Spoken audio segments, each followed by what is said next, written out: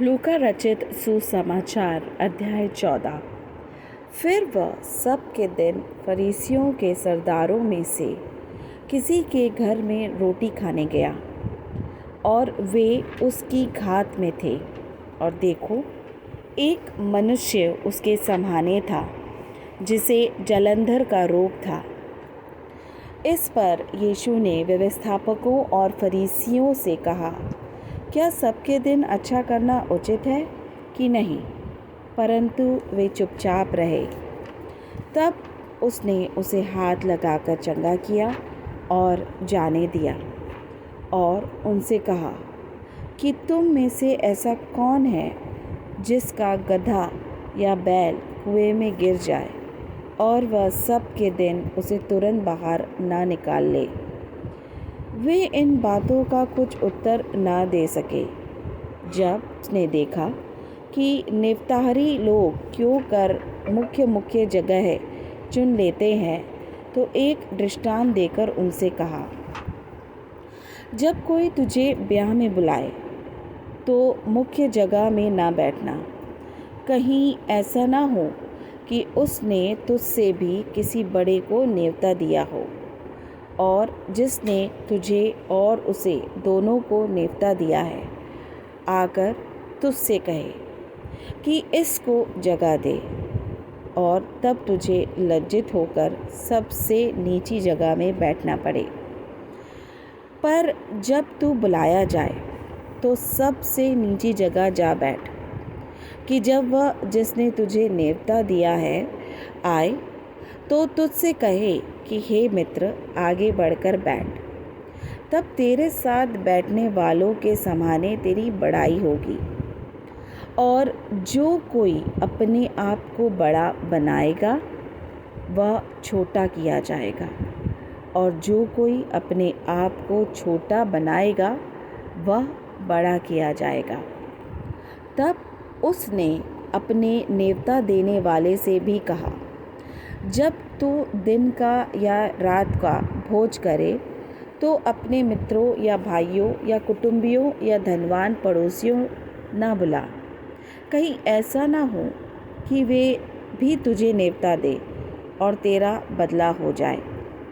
परंतु जब तू भोज करे तो कंगालों, टुंडों, लंगड़ों और अंधों को बुला, तब तू धन्य होगा, क्योंकि उनके पास तुझे बदला देने को कुछ नहीं, परंतु तुझे धर्मियों के जी उठने पर इसका प्रतिफल मिलेगा। उसके साथ भोजन करने वालों में से एक ने ये बातें सुनकर उससे कहा, धन्य है वह जो परमेश्वर के राज्य में रोटी खाएगा। उसने उससे कहा, किसी मनुष्य ने बड़ी जेवनार की और बहुतों को बुलाया। जब भोजन तैयार हो गया तो उसने अपने दासों के हाथ निव्तारियों को कहला भेजा कि आओ, अब भोजन तैयार है।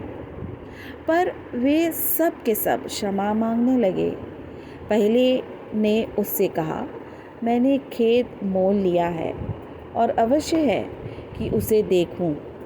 मैं तुझसे विनती करता हूँ, मुझे क्षमा करा दे। दूसरे ने कहा, मैंने 5 जोड़े बैल मोल लिए हैं और उन्हें परखने जाता हूँ।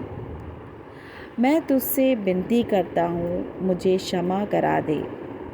और एक और ने कहा, मैंने ब्याह किया है, इसलिए मैं नहीं आ सकता। उस दास ने आकर अपने स्वामी को ये बातें कह सुनाई। तब घर के स्वामी ने क्रोध में आकर अपने दास से कहा, नगर के बाजारों और गलियों में तुरंत जाकर कंगालों, टुंडों, लंगड़ों और अंधों को यहाँ ले आओ। दास ने फिर कहा, हे स्वामी, जैसे तूने कहा था वैसे ही किया गया है, फिर भी जगह है। स्वामी ने दास से कहा, सड़कों पर और बाड़ों की ओर जाकर लोगों को बरबस ले ही आ, ताकि मेरा घर भर जाए। क्योंकि मैं तुमसे कहता हूँ कि उन नेवते हुए में से कोई मेरी जेवनार को ना चखेगा। और जब बड़ी भीड़ उसके साथ जा रही थी तो उसने पीछे फिरकर उनसे कहा, यदि कोई मेरे पास आए और अपने पिता और माता और पत्नी और लड़के बालों और भाइयों और बहनों वरन अपने प्राण को भी अप्रिय न जाने तो वह मेरा चेला नहीं हो सकता। और जो कोई अपना क्रूस न उठाए और मेरे पीछे न आए वह भी मेरा चेला नहीं हो सकता।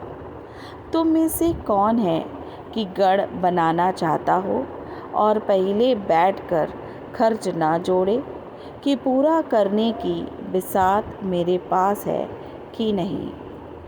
कहीं ऐसा ना हो कि जब नींव डालकर तैयार ना कर सके तो सब देखने वाले यह कहकर उसे ठट्ठों में उड़ाने लगे कि यह मनुष्य बनाने तो लगा पर तैयार न कर सका।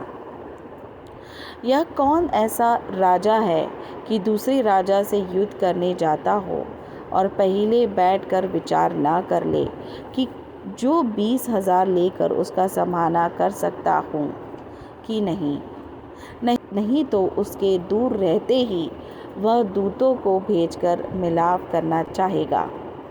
इसी रीति से तुम में से जो कोई अपना सब कुछ त्याग न दे तो वह मेरा चेला नहीं हो सकता। नमक तो अच्छा है, परंतु यदि नमक का स्वाद बिगड़ जाए तो वह किस वस्तु से स्वादिष्ट किया जाएगा? वह न तो भूमि के और न खाद के लिए काम में आता है। उसे तो लोग बाहर फेंक देते हैं। जिसके सुनने के कान हो वह सुन ले।